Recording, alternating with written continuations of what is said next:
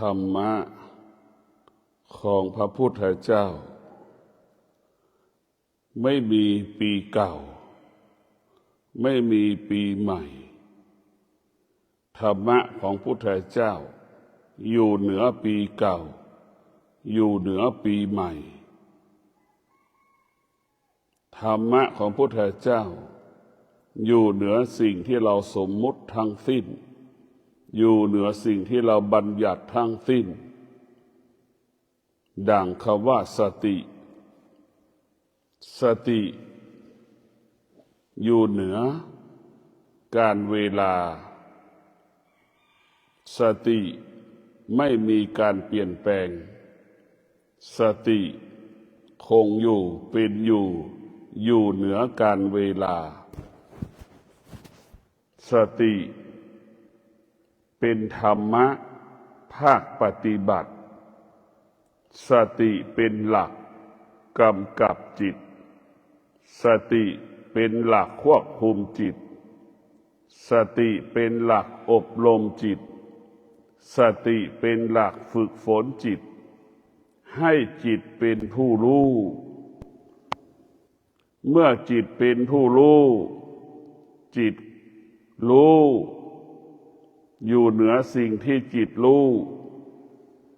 เมื่อจิตเป็นผู้รู้จิตละสิ่งที่จิตรู้เมื่อจิตเป็นผู้รู้จิตรู้สิ่งใดละสิ่งนั้นเมื่อจิตเป็นผู้รู้จิตรู้จิตไม่ตามรู้เมื่อจิตเป็นผู้รู้จิตรู้ความจริงจิตละความจริงเมื่อจิตเป็นผู้รู้จิตจึงอยู่เหนืออนิจจังทุกขังอนัตตาเมื่อจิตเป็นผู้รู้จิตรู้สรรพสิ่งทั้งปวงล้วนเป็นอนัตตาจิตไม่ยึดติดในสรรพสิ่งทั้งปวงจิตนั้นไม่ยึดติดในสิ่งเหล่านั้นรู้ธรรม84,000 พระธรรมขันธ์อย่างชำนิชำนาญเลิศประเสริฐสักปันใดก็สู้รู้ลมหายใจมิได้ก็สู้รู้การกำหนดรู้ลมหายใจเข้าออกมิได้รู้ธรรมแต่ไม่รู้ลมหายใจไม่มีโอกาสบรรลุธรรมรู้ลมหายใจรู้ลมหายใจเท่ากับรู้พระธรรม84,000 พระธรรมขันธ์สติจึงเป็นหลักเป็นหัวใจของธรรมะภาคปฏิบัติเมื่อเรามีสติเราก็จะมีสัจจะเมื่อเรามีสัจจะเราก็จะมีความอดทนเมื่อเรามีความอดทนเราก็มีวิริยะภาคเพียรที่สุดคำว่าสำเร็จก็เกิดขึ้นกับชีวิตของเราจิตรู้ธรรมจิตเข้าถึงธรรมจิตรู้แจ้งจิตรู้ตามความเป็นจริงตามที่พระพุทธเจ้าค้นพบโดยเฉพาะจิตรู้ความจริงจิตจะละความจริงทุกประการจิตที่เป็นผู้รู้จิตจะรู้แล้วจิตนั้นก็จะละไม่ยึดติดสิ่งใดๆรู้แล้วก็ละเป็นหัวใจของธรรมะภาคปฏิบัติเป็นหัวใจธรรมะภาคปฏิบัติเมื่อจิตเราเป็นจิตผู้รู้นี่จิตเราก็จะแยกแยะสิ่งที่เป็นอกุศลออกจากอกุศลได้สิ่งที่เราฝึกจิตที่เราฝึกฝนแล้วจะแยกแยะสิ่งที่เป็นกุศลออกจากอกุศลสามารถ พิจารณาสิ่งที่เป็นอกุศลอย่างละเอียดเอาสิ่งที่เป็นอกุศลที่ละเอียดออกไปจากกายจากจิตให้หมดสิ้นไปจิตที่ฝึกฝนน่ะจิตก็สามารถแยกแยะสิ่งที่เป็นอกุศลออกจากกุศลให้หมดสิ้นไปจากกายจากจิตของเรา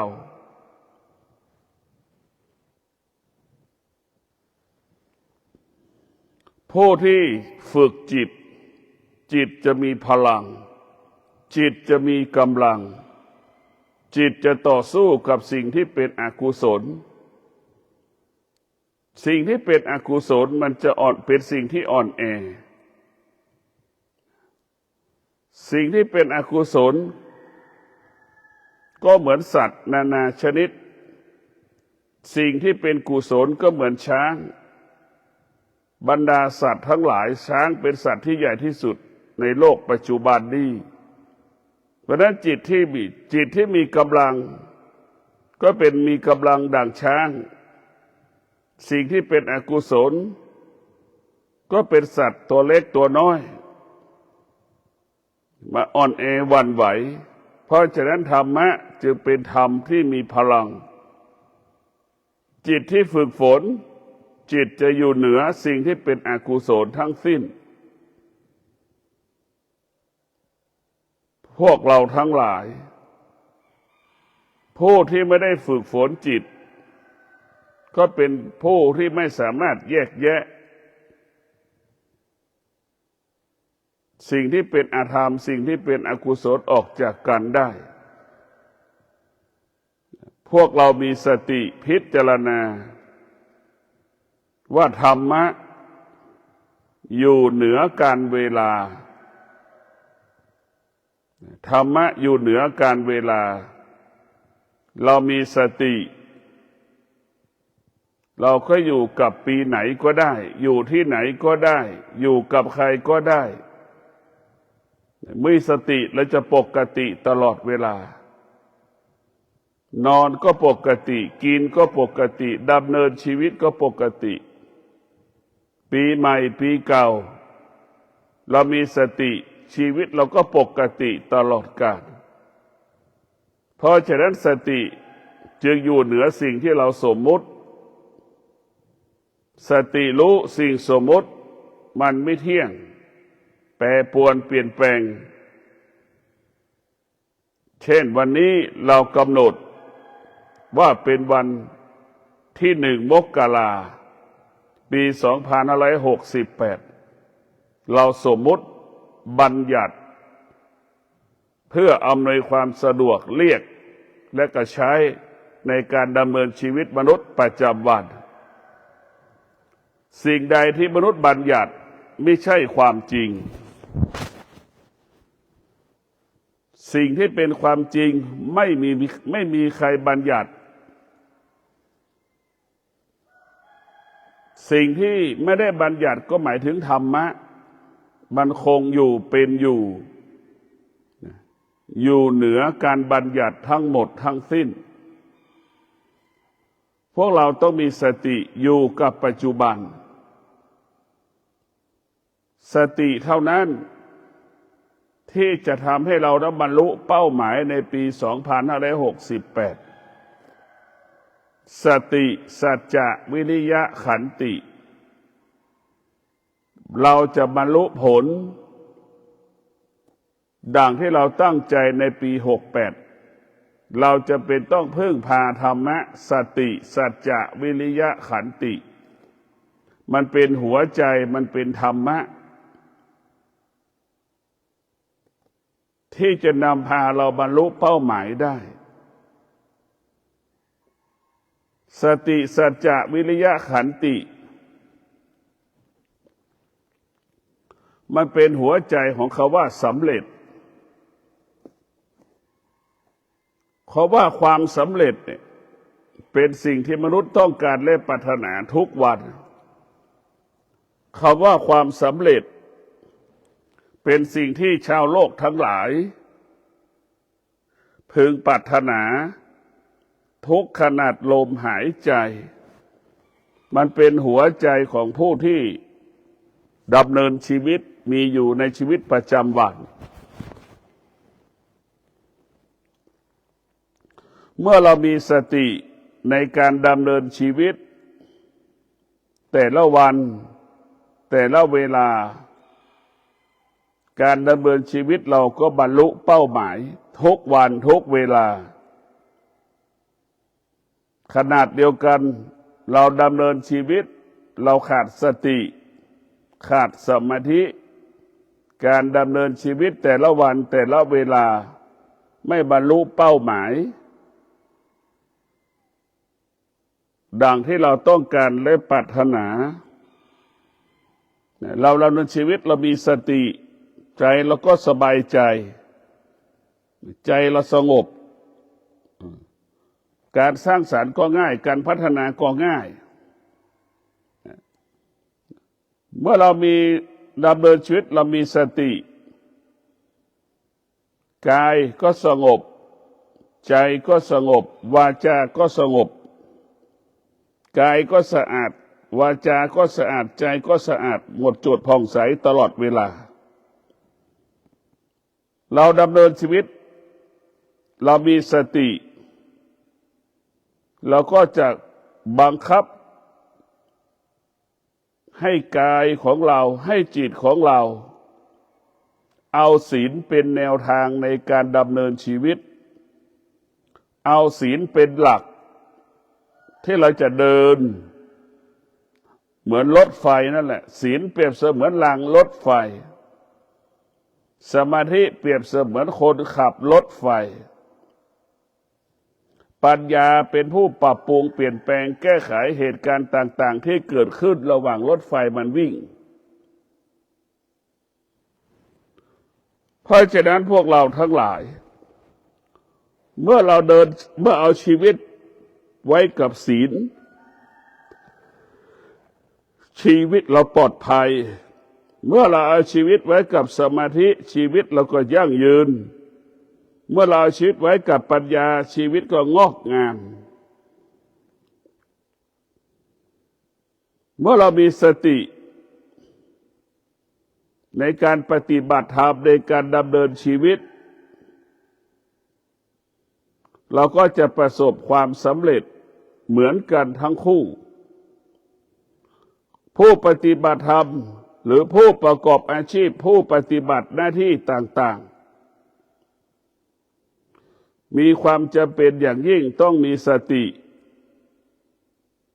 ต้องอาศัยสติจึงเกิดคำว่าสำเร็จสติเป็นเรื่องปัจจุบันความสำเร็จเป็นเรื่องอนาคตเราเมื่อเรามีสติจะทำให้เราคิดก็มีกำลังพูดก็มีกำลังนอนก็มีกำลังเมื่อเรามีสติแล้วกำลังมันก็เกิดเช่นเรามีสติเราจะกินน้อยนอนน้อยนั่งสมาธิมากเดินจงกรมมากเนี่ยอันนี้คือเป็นมีการดำเนินชีวิตโดยใช้สติมันเป็นหลักธรรมะภาคปฏิบัติกินน้อยนอนน้อยกินน้อยนอนน้อยนั่งสมาธิมากเดินจงกรมมากผู้ปฏิบัติธรรมจึงจะได้บรรลุธรรมหรือบางครั้งเช่นวันพระใหญ่เราก็มีสติงดการกินอาหารงดฉันอาหารในวันพระใหญ่15 ค่ำเรามีชีวิต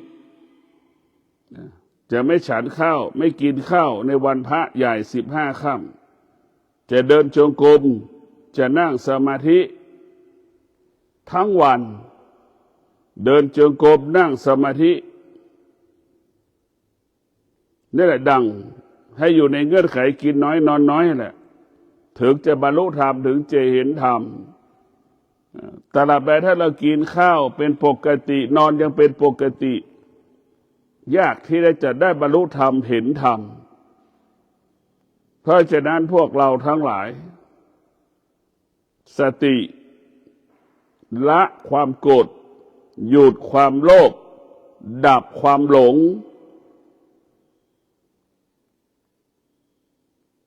เมื่อเรามีสติแล้วเราจะไม่ตอบสนอง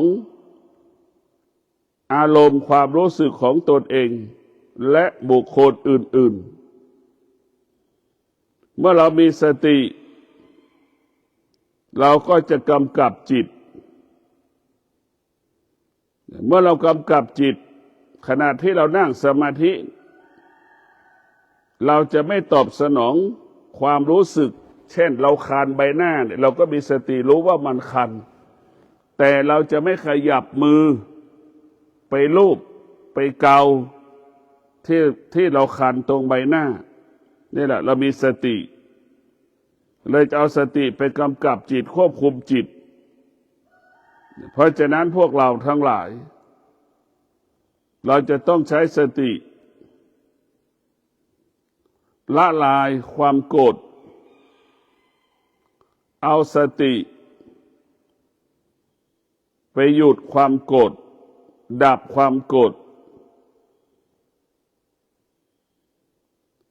เมื่อเราไม่โกรธเราก็มีสติมีกำลังในการดำเนินชีวิตความสงบก็เกิดขึ้นง่ายถ้ากายวาจาใจเราสงบการปฏิบัติธรรมการประพฤติธรรมเราก็สำเร็จได้ง่ายขนาดเดียวกันกายวาจาใจสงบเราปฏิบัติหน้าที่ประกอบอาชีพเราก็ประสบความสำเร็จได้โดยง่ายเรามีสติที่จะกำจัดอารมณ์เรามีสติเราจะไม่ตอบสนองอารมณ์เรามีสติฝ่าฝืนอารมณ์มีสติจะอยู่เหนืออารมณ์ของตนเองดังคำว่ารู้ไม่ตอบสนองสิ่งที่เรารู้ดังคำว่ารู้และไม่ยึดติดในสิ่งที่รู้สิ่งที่รู้ไม่มีค่าไม่มีความหมายใดๆพวกเราทั้งหลายความสุขความทุกข์เป็นเรื่องของคนที่ขาดปัญญาปีใหม่มันก็ยังทุกข์ปีเก่ามันก็ยังทุกข์เพราะมันขาดปัญญาคนที่มีปัญญาปีใหม่มันก็สงบปีเก่ามันก็สงบ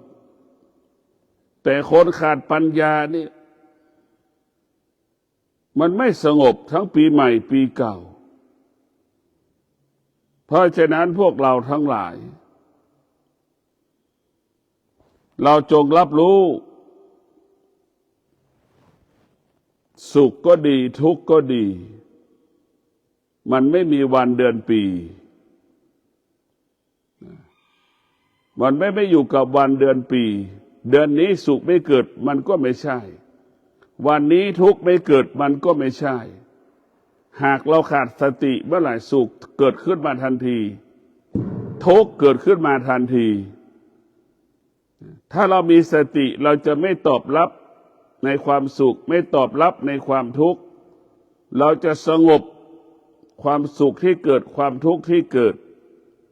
เพราะเรารู้สุขมันไม่เที่ยงรู้ทุกข์มันไม่เที่ยงสิ่งที่พอใจก็ไม่เที่ยงสิ่งไม่พอใจมันก็ไม่เที่ยงสติมันจึงบอกให้เราอยู่เหนือสิ่งที่เรารู้สติมันจึงบอกให้เราอยู่เหนือสิ่งที่เรารู้สติมันก็บอกให้เรารู้ไม่มีใครเกิดมาแล้วไม่มีทุกข์ไม่มีในโลกสติมันก็จะบอกทุ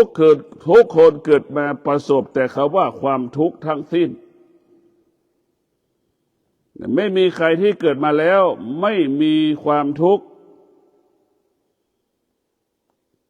ไม่มีในโลกความทุกข์เป็นของประจำกายเป็นของที่อยู่ในกายเกิดขึ้นที่กาย เช่นเดียวกับความสุขก็เป็นสิ่งที่เกิดขึ้นที่กายเกิดขึ้นอยู่ที่กายของเราอยู่ในกายของเราผู้ที่มีสติก็จะเห็นว่าการร่างกายของเราจิตของเราเป็นเหตุให้เกิดสุขเกิดทุกข์เป็นเหตุให้เกิดความสุขเป็นเหตุให้เกิดความทุกข์เพราะฉะนั้นพวกเราต้องมีสติที่จะรักษาจิตไม่ให้จิตติดในความสุขมีสติรักษาจิต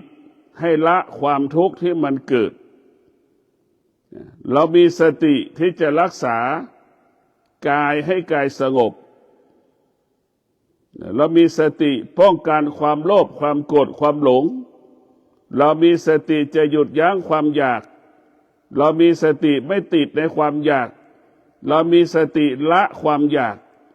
เรามีสติเรารู้ว่าความอยากมันไม่เที่ยง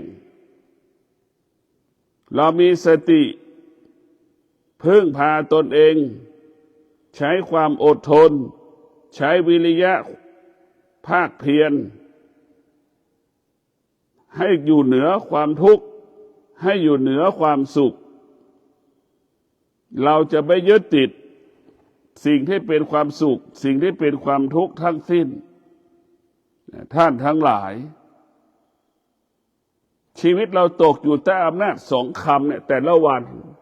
ไม่ว่าปีไหนเดือนไหนพศไหนสุขกับทุกข์เนี่ย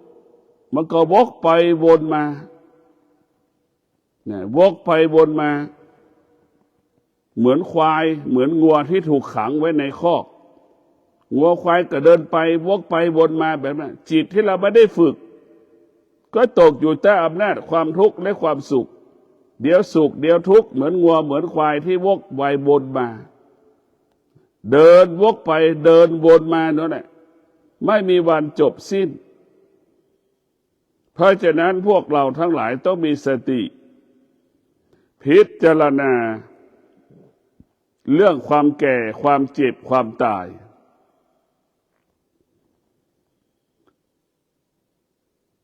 พ่อแม่เป็นผู้ที่รักลูกพ่อแม่สามารถหาสิ่งต่างๆมาทดแทนให้ลูกได้ทุกอย่างอยากได้รถก็หารถให้ได้อยากได้สร้อยคอใส่ทงคอก็หาให้ได้ทุกอย่างบนโลกใบนี้พ่อแม่หาให้ลูกได้ทุกสิ่งทุกอย่างแต่มีสิ่งหนึ่งที่แม่หาให้ลูกไม่ได้ทดแทนให้ลูกไม่ได้ก็คือไม่ให้แก่ไม่ให้ลูกแก่ไม่ให้ลูกเจ็บไม่ให้ลูกตายเพราะฉะนั้นพวกเราทั้งหลายพ่อแม่มีลูกจงเข้าใจว่าความแก่ความเจ็บความตายมันเกิดขึ้นได้ทุกลมหายใจไม่มีใครไปทดแทนไม่ให้ลูกไม่ให้แก่ไม่ให้เจ็บไม่ให้ตายไม่มีในโลกเพราะฉะนั้นพวกเราทั้งหลายมีสติสติเท่านั้นจะทำให้เรานั้นปกติสติมันจะบังคับให้เราเช่นสติจะบังคับให้แม่บังคับให้แม่รักษาศีลบังคับให้ลูกรักษาศีลพ่อแม่ลูกรักษาศีลเนี่ยเกิดผลส่งผลให้ครอบครัวนั้นมีความสุขเช่นปีใหม่1 มกราเนี่ยพ่อแม่ลูกก็จะพากันไปนั่งสวดมนต์ข้ามปีหรือไปปฏิบัติธรรมข้ามปีเนี่ยพ่อแม่ลูกมีสติก็จะพากันไปปฏิบัติธรรมพ่อแม่ลูกครอบครัวใดที่ขาดสติก็อยู่กับสถานที่ต่างๆกินเที่ยวเล่นเช่นคืนนี้เป็นคืนส่งท้ายปีเก่า มีคนตายที่ไปกินเที่ยวเล่นก็มีจำนวนมากคนเจ็บป่วยก็มีจำนวนมากเพราะฉะนั้นพวกเราทั้งหลายพ่อแม่ที่มีสติก็จะเป็นพ่อแม่ที่รักษาศีลเกิดผลส่งผลเป็นที่เคารพรักของลูกลูกรักษาศีลเกิดผลส่งผลให้พ่อแม่นั้นมีความสุขสามีภรรยารักษาศีลเกิดผลส่งผลให้สามีภรรยาคู่นั้นในการดำเนินชีวิตเกิดคำว่ามั่นคงปลอดภัยยั่งยืนสามีภรรยารักษาศีลเกิดผลส่งผลให้สามีภรรยาครองรักจงแก่เฒ่าชราอันนี้แหละคือหัวใจของธรรมะเช่นปีใหม่นี่สามีภรรยาก็พากันรักษาศีลทำให้สามีภรรยาคู่นั้นมั่นคงปลอดภัยยั่งยืนงอกงามการมีชีวิตอยู่บนโลกใบนี้ไม่ว่าปีใหม่ปีเก่าเราก็มีความสุขอยู่ตลอดเวลาทุกขนาดลมหายใจสิ่งที่เราต้องการและปรารถนาก็คือความสุขกับความสำเร็จทุกลมหายใจสิ่งที่เราต้องการและปรารถนาคือความสงบสุขสันติสุขอยากให้มันเกิดขึ้นกับชีวิตของเราครอบครัวของเราประเทศชาติของเราโลกของเรา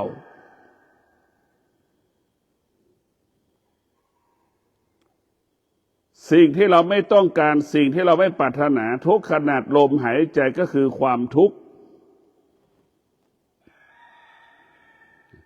สิ่งที่เราไม่ต้องการสิ่งที่เราไม่ปรารถนาก็คือความทุกข์ทุกข์ก็ดีสุขก็ดีมันเปลี่ยนแปลงทั้งคู่สุขก็ดีทุกข์ก็ดีเป็นเรื่องของคนที่ขาดปัญญาเป็นเรื่องของคนโง่ทั้งสิ้น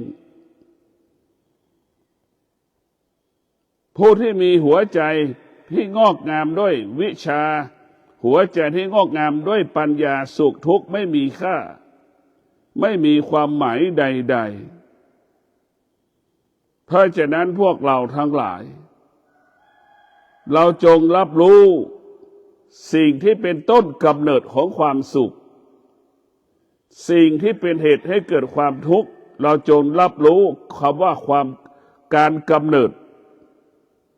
เช่นศีลห้าเนี่ยเป็นต้นกำเนิดของความสุขเช่นสามีรักษาศีลภรรยารักษาศีลเนี่ยสามีภรรยาคู่นั้นมีความสุขสามีภรรยาคู่ไหนล่วงละเมิดศีลสามีภรรยาคู่นั้นจะเกิดความทุกข์มันจะขัดแย้งกันจะขัดแย้งทะเลาะกันขัดแย้งกัน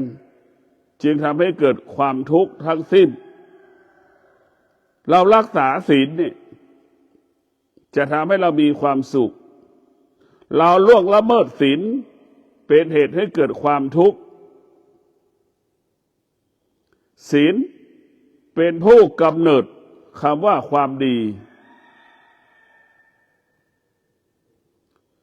ศีลกำเนิดความดีเราจะต้องดำเนินชีวิตเอาศีลทั้งห้าข้อมาเป็นหลักกำกับกำหนดควบคุมเช่นปีใหม่พอวันที่หนึ่งนี่เราก็จะเอาศีลทั้งห้าข้อมากำกับมากำหนดมาควบคุมเอาศีลทั้งห้าข้อมากำกับมากำหนดมาควบคุมกายวาจาใจให้ศีลควบคุมกายวาจาใจของเราเพราะฉะนั้นพวกเราทั้งหลายสุขก็เกิดจากการรักษาศีลขนาดเดียวกันทุกข์ก็เกิดจากการล่วงละเมิดศีลพวกเราต้องพิจารณาสุขเกิดจากการรักษาศีลทุกข์เกิดจากการล่วงละเมิดศีล เมื่อพ่อแม่ลูกเมื่อพ่อแม่สามีภรรยาลูกต้องการความสุขก็พากันดำรงตนด้วยศีลความสุขก็เกิดขึ้นกับครอบครัวความสงบสุขก็เกิดขึ้นกับครอบครัวศีลจึงเป็นคุณสมบัติของคนดีศีลจะเป็นคุณสมบัติของพ่อแม่ที่ดีศีลจะเป็นคุณสมบัติของลูกที่ดีศีลจะเป็นคุณสมบัติของอาจารย์ที่ดีคุณครูที่ดีพระสงฆ์ที่ดีสามเณรที่ดีคฤหัสถ์ชายหญิงที่ดีเพราะฉะนั้นพวกเราทั้งหลายเราจึงรู้ว่าพ่อแม่เป็นบุคคลตัวอย่างเมื่อพ่อแม่เป็นบุคคลตัวอย่างพ่อแม่ก็ดำรงตนด้วยศีลศีลห้าจึงเป็นแบบอย่างของคนดีเป็นต้นแบบของคนดีดังคำว่าคนดีคือคนที่ประกอบไปด้วยศีลทั้งห้าข้อคนดีคือคนที่รักษาศีลคนที่ไม่ดีคือคนที่ล่วงละเมิดศีลคนที่ล่วงละเมิดศีลเป็นไปที่ใดคนไม่ต้อนรับตรงกันข้ามคนที่รักษาศีลดำรงตนด้วยศีลมีคนต้อนรับทุกขนาดลมหายใจเพราะศีลห้ามันเป็นความจริงเป็นความจริงถ้าเราอยู่กับความเป็นจริงการล่วงละเมิดศีลเราไม่ได้อยู่ในความเป็นจริงเมื่อเราไม่ได้อยู่กับความเป็นจริงเราจึงประสบแต่เขาว่าทุกข์ทรมานลำบากเพราะฉะนั้นพวกเราทุกคนต้องมีสติเช่นปีใหม่2568พ่อแม่มีสติพ่อแม่จะดำรงตนด้วยศีลสร้างความสุขในวันปีใหม่มอบความสุขในวันปีใหม่ให้กับลูกโดยพ่อแม่ดำรงตนด้วยศีลทั้งห้าข้อเช่นเดียวกับลูกรักษาศีลในปีใหม่ลูกเท่ากับลูกมอบความสุขสร้างความสุขให้กับพ่อแม่ในขึ้นต้นปีใหม่ขนาดเดียวกันพ่อแม่ล่วงละเมิดศีลนี่เท่ากับพ่อแม่สร้างความทุกข์มอบความทุกข์ให้กับการเริ่มต้นปีใหม่เช่นพ่อแม่ดื่มเหล้าในปีใหม่เนี่ยกินเที่ยวเล่นในปีใหม่เนี่ยเป็นการสร้างความทุกข์ให้กับลูกเป็นการมอบความทุกข์ให้กับลูกในปีใหม่เพราะฉะนั้นพวกเราทั้งหลายเช่นเดียวกับลูกล่วงละเมิดศีลเท่ากับลูกสร้างความทุกข์ให้กับพ่อแม่ตนเองมอบความทุกข์ให้กับพ่อแม่ตนเองในปีใหม่พวกเราทั้งหลายชีวิตของเราครอบครัวของเราอาชีพของเราหน้าที่ของเรามั่นคงได้ปลอดภัยได้ยั่งยืนได้งอกงามได้ด้วยศีลสมาธิปัญญาเท่านั้นศีลสมาธิปัญญาเท่านั้นที่จะทำให้ชีวิตครอบครัวอาชีพหน้าที่ของเราบรรลุเป้าหมายดังใจเราปรารถนาทุกๆประการท่านทั้งหลายผู้ที่มีสติจะดำรงตนด้วยศีลสมาธิปัญญาเป็นการมอบความสุขให้ในวันขึ้นต้นปีใหม่เป็นการมอบความสุขให้กับพ่อกับแม่เป็นการมอบความสุขให้กับลูกตนเองธรรมะเป็นสิ่งที่มีค่าสำหรับคนทุกๆคนสิ่งใดที่ไม่เป็นธรรมะสิ่งนั้นไม่มีค่าสามีรักษาศีลมีค่าต่อภรรยารักษาศีลเป็นสิ่งที่มีค่า ปีใหม่ สิ่งที่มีค่าสำหรับหัวใจที่มีธรรมะก็คือธรรมะก็คือสติจะให้เรารักษาศีลทำให้ชีวิตคู่ครองเรามีค่าครอบครัวเรามีความสุขขอความสุขสวัสดีจงเกิดแก่ท่านทั้งหลายมีสติในการดำเนินชีวิตของเราก็ปกติตลอดกาลขอเจริญพร